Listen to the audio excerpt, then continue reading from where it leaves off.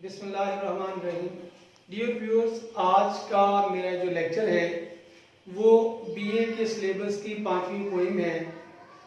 Poem का उन्वान है the rebel by DJ Enright.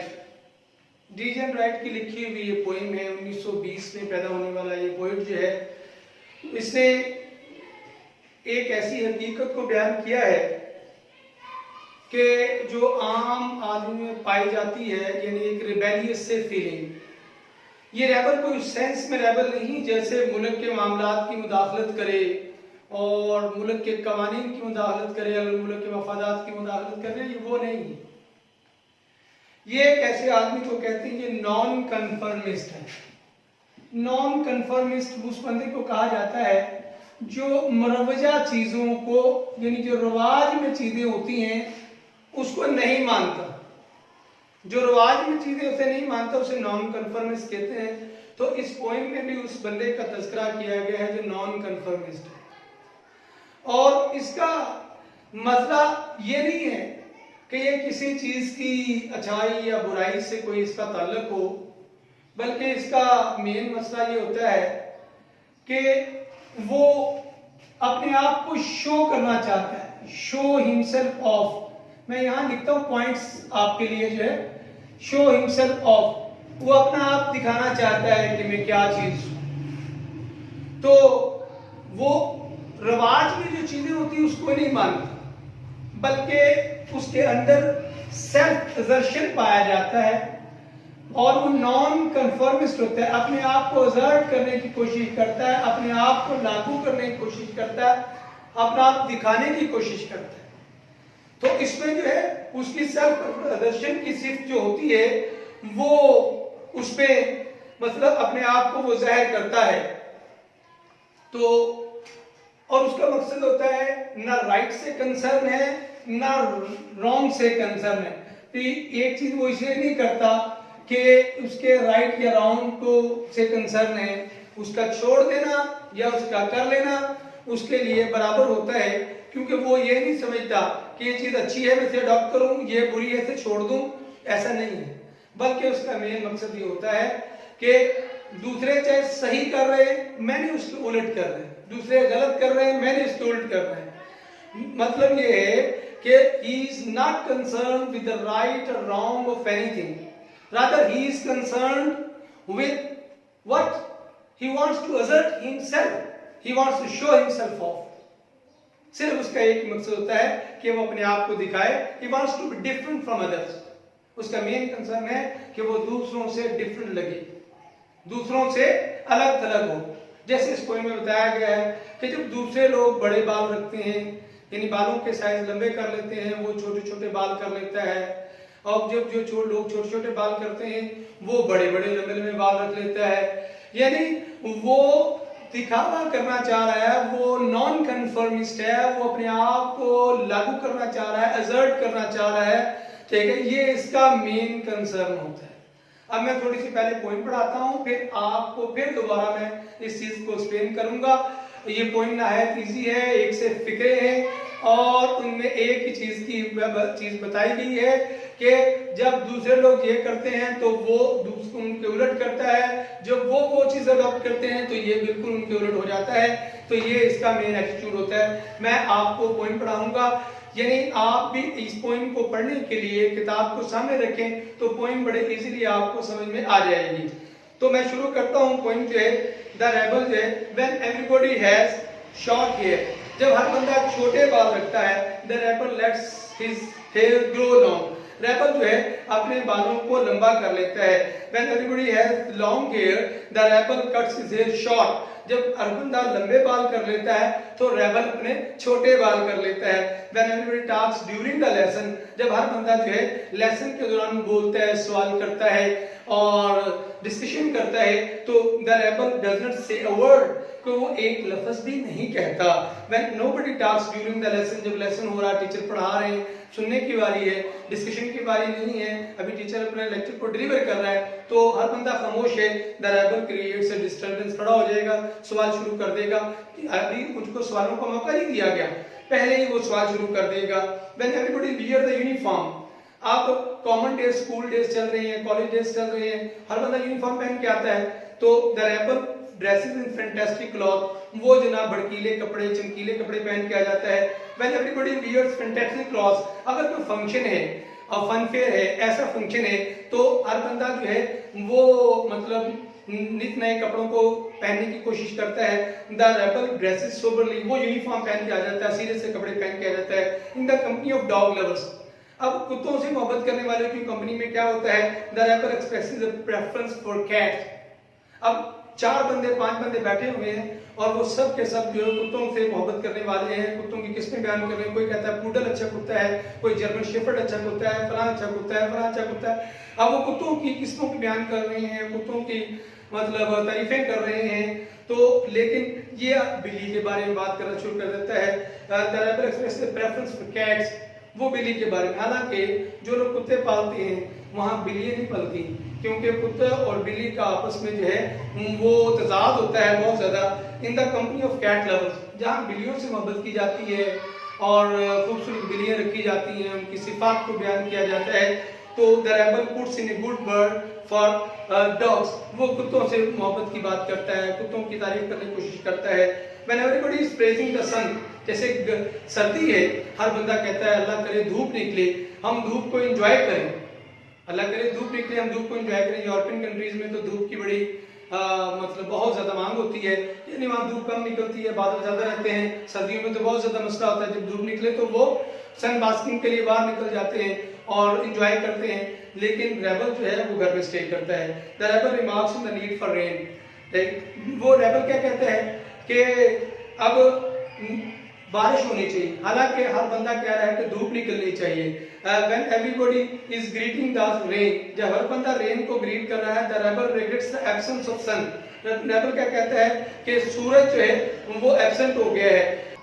When everybody is greeting the sun, जब हर बंदा जो है सूरज की तारीफ कर रहा है, the rebel regrets the absence of sun, वो कहता है कि एब्सेंस ऑफ सन, वो सूरज क्यों नहीं निकल रहा। अब जब रेन की तारीफ है तो रेबल जो है वो उसके उलट कहता है कि सूरज निकलना चाहिए। अब गर्मियों का मौसम हो और हर बंदा दुआ करता है कि या अल्लाह बारिश हो जाए, कोई थोड़े से मौसम अच्छा हो जाए, तो इस तरह जो है।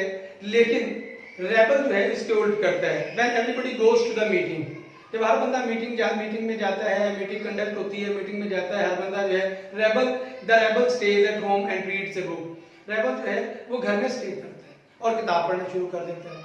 और when everybody stage at home and reads a book, जब हर बंदा जो है घर में बैठता है, किताब पढ़ता है, यानी किसी काम में मसरूफ रहता है, तो the rebel goes to the meeting, meeting hall में अकेला जाके जो शोर मचाना शुरू कर देता है, कि हालांकि मीटिंग का वक्त नहीं है।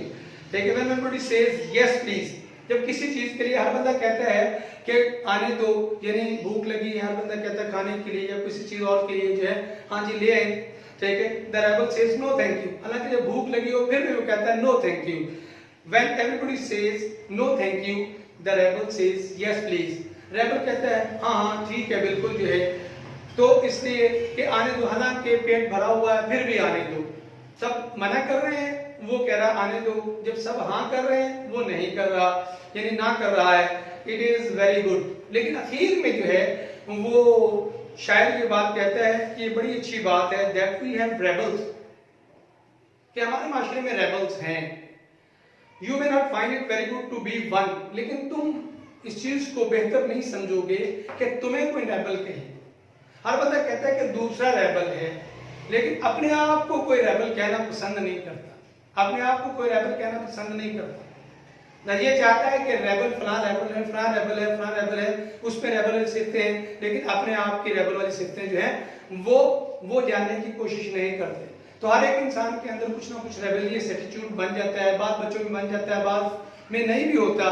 तो रेबल जो है, लेकिन रेबल का होना जो है वो एक तरफ जो है ये हमारी इस कलरलेस सोसाइटी में कलर का सिंबल होता है, चेंज का सिंबल है। इंसान चेंज को लाइक करता है, इंसान चेंज को पसंद करता है, क्योंकि चेंज, इंसान जो है यूनिफॉर्मिटी को लाइक नहीं करता, यूनिफॉर्म चीजें जो है इंसान लाइक नहीं करता। कोई भी ज्यादा सहूलत हो, इंसान को बादशाह भी क्यों ना हो, ये गरीब आदमी चाहेगा कि मुझे बादशाह मिल जाए तो मैं ये कर लूँ वो कर लूँ, मुझे फलां चीज मिल जाए तो मैं, इंसान को सब कुछ मिल जाए, इंसान जो है वो उसमें तब्दीली चाहेगा, क्योंकि एक जैसी जिंदगी इंसान लाइक नहीं करता। आप इसमें जो है मूसा अलैहिस्सलाम के फॉलोअर्स की बात सामने रख सकते हैं। कुरान पाक में उनका तस्करा है कि अल्लाह ताला ने उनको मन और सलवा माना दिया, मन और सलवा दिया, और मन और सलवा 40 साल उन्होंने मन और सलवा खाया, और वो आसमानों से उतरने वाली जन्नत की ग़िज़ा थी, खुराक थी, बेहतरीन थी हर लिहाज से। लेकिन वो 40 साल के बाद वो फिर भी फेड अप हो गए, और उन्होंने क्या कहा कि या अल्लाह हम अपना उगाएंगे, अपना खाएंगे। तो अल्लाह ताला ने फिर फरमा दिया कि अपना ही उगाओ और अपना ही खाओ। तो इसलिए जो है कि इंसान जो है वो जिंदगी में तब्दीली चाहता है, और ये जो है ये रेबल जो है वो तब्दीली का सिंबल है, और ये चेंज का सिंबल है। और इसमें यह है ये कलरलेस सोसाइटी को कलर देता है, क्योंकि यानी एक जैसी जिंदगी हो तो उसे हम कहते हैं कि बड़ी बोरियत सी एक जैसी जिंदगी है, और इसमें कोई कलर होना चाहिए। जैसे तुलबा को जो है हफ्ते के बाद छुट्टी मिलती है, हर नौकरी करने वाले को हफ्ते के बाद छुट्टी मिलती है, हर दुकानदार को हफ्ते के बाद छुट्टी मिलती है। तो ये छुट्टी जो है उसके कलरलेस लाइफ को कलर पैदा करने के लिए होती है, ताकि वो फिर नई उमंग से जो है वो सामने आ सके, फिर नई उमंग से काम को कर सके। तो ये कलरलेस सोसाइटी में कलर का सिंबल कौन है? ये रेबल है। तो रेबल अगर कोई बंदा ये नहीं कहलाना चाहता कि उसे रेबल कहा जाए, बल्कि हर बंदा चाहता है कि सोसाइटी में रेबल होना चाहिए। जो रेबल जो है वो कलर का सिंबल है। तो इसलिए जो है हम ये बात कह सकते हैं कि बड़ी इजी सी पोएम है, एक जैसे फिक्रे हैं, लेकिन आखिर में जाकर थोड़ा सा लेसन दिया गया है कि the rebel is a symbol of change, और rebel is a symbol of colour in the colourless society जो है। And we can take the example of Prophet Moses and the follower of Prophet Moses जो है। In fact, it is about the follower of Prophet Moses जो है। They were given manna, mano selva, उनको माना दिया गया for 40 years, and even then they became fed up of that food, and they demanded change from Allah Subhanahu wa Taala. And that's why we can say that man doesn't like uniformity. Man is fed up of uniformity. He likes to have a change in his life, and that's why this point tells us about change in the shape of rebel.